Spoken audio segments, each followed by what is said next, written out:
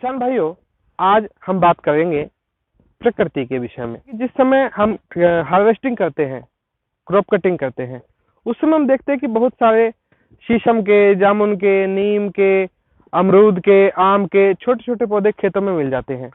तो किसान भाइयों, आज हम बात करते हैं ये जो खेत में पाए जाने वाले आवारा पौधे हैं, इनके प्रबंधन के विषय में।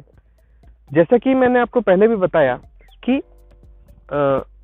जनपद बागपत के ग्राम बिजवाड़ा में उपेंद्र तोमर जी एक प्राकृतिक कृषि करने वाले कृषक हैं और साथ ही प्रकृति प्रेमी भी हैं। उपेंद्र जी के द्वारा अब तक हजारों की संख्या में पेड़ पौधे खेत से निकालकर जो आवारा पौधे होते हैं उनको जीवन दिया जा चुका है। तो आइए उनकी इस मुहिम को आगे बढ़ाते हुए उनसे कुछ जानकारियां लेकर आपके साथ साझा करने के लिए आज हम पहुंचे हैं आर्य उपेंद्र जी के पास। ये जानेंगे कि किस तरह से वो जो खेत के पौधे हैं उनसे बेहतर लाभ पर्यावरण को दिया जा सकता है और खुद हम भी उससे आर्थिक रूप से भी लाभान्वित हो सकते हैं। तो आइए खुद जानते हैं उपेंद्र जी की जुबानी।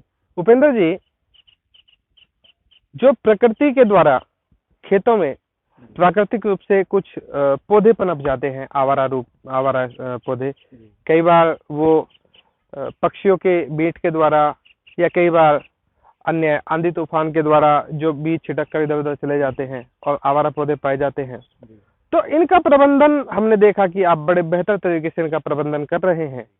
तो हम जानना चाहते हैं कि किसान भाइयों को आप क्या सजेस्ट करेंगे कि किस तरह से ये खेत में जो पाए जाने वाले पौधे हैं इनका क्या संरक्षण किया जाना चाहिए और क्यों किया जाना चाहिए, और तीसरी बात, इनसे हमें क्या लाभ हो सकता है। जी, ठीक है। इसमें मैं सबसे पहले सभी भाइयों को ये बताना चाहूँगा कि जो खेत के अंदर जो पौधा स्वतः उगता है उसका विकिरण का, उसका डिस्पर्सन का कुछ ना कुछ कारण होता है। जो एक नेचुरल वे है वो पक्षियों के थ्रू ही होता है। जी पक्षी फल खाता है जी पक्षी उसी फल को खाता है जो सबसे अच्छा है। जी स्वाद केवल मनुष्य का बिगड़ा है। जी पक्षी केवल अच्छी चीज का, जो सबसे मीठा फल होगा वो उसी को खाएगा। जी और जब फल मीठा है, उसका बीज से जो उत्पत्ति होनी है, जो उससे जो पैदा होगा, तो वो भी अच्छा ही होगा। जी तो मैंने इसमें कई बार क्या देखा है कि मैं नर्सरी से भी पौधे लेकर आया अमरूद के, जी और मैंने कुछ पौधे खेत से निकाले। दोनों पौधे बड़े हुए।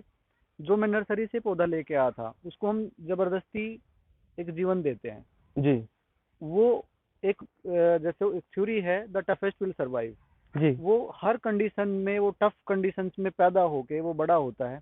दोनों पौधों में मैंने ये डिफरेंस देखा है कि जो नर्सरी से मैं पौधा लाया था उसमें काफी रोग था, जी और जो स्वतः पैदा हुआ था उसको मैंने लगा था, उसका फल बहुत स्वादिष्ट और रोग मुक्त था। जी तो सबसे पहले तो यही कारण है। ठीक है। तो खेत के अंदर जो पौधे होते हैं जो स्वतः उगते हैं, मेरे पास जैसे यहाँ जामुन के हो जाते हैं, शीशम के हो जाते हैं, जी आड़ू हैं, अमरूद हैं।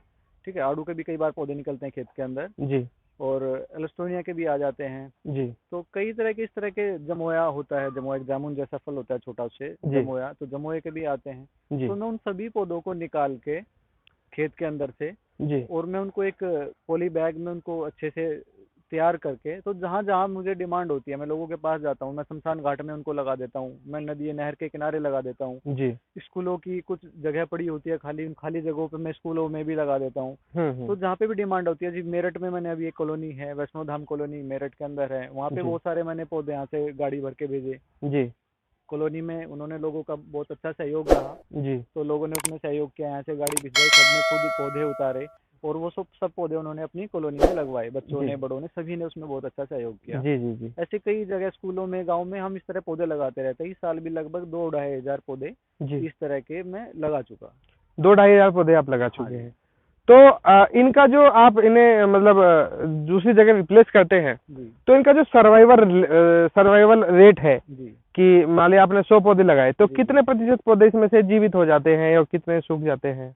देखो, मैं तो कहूँगा कि 100% ही होते हैं जी जो इस कंडीशन में पैदा होता है। और जो, जिसको पौधे को अगर डैमेज होना होता है, जब मैं वहां से निकाल के और उसको मैं पॉलीथीन के अंदर सेट करता हूँ, जी अगर उसमें उस दौरान उसका कुछ बिगड़ना होता है तो तब तक बिगड़ चुका होता है। जी अदरवाइज उसके बाद से हमने पौधा लगाया और हमने उसकी पॉली निकाली और हमने पौधा कहीं पे भी हमने स्थापित किया, जी उसके बाद उसमें कोई दिक्कत नहीं आती। वो पौधा एक तरह से उगने के लिए तैयार रहता है। जी उससे पहले जो डैमेज का जो रेट आता है मेरा 5-10% का आता है, बस जी। सावधानी के साथ पौधा उतारना होता है। जी। तो फिर भी लेकिन कुछ ना कुछ 5-10% का ऐसा होता है कि मेरे 100 में से 5 पौधे 10 पौधे जी। खराब हो जाते हैं फिर भी। जी।